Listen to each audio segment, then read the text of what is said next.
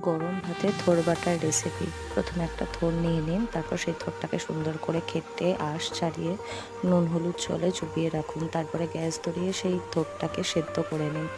তারপর একটা নারকেল কুড়িয়ে সেটাকে পাশে রেখে দিন। তারপর থোড়টাকে একটা মিক্সারে ভালো করে বেটে থোড়ের যেই রসটা থাকে সেটা ছাঁকনিতে ছেঁকে নিন। এবার নারকেল, সাদা সর্ষে, কালো সর্ষে, কাঁচা লঙ্কা একটু নুন দিয়ে ভালো করে বেটে নিন।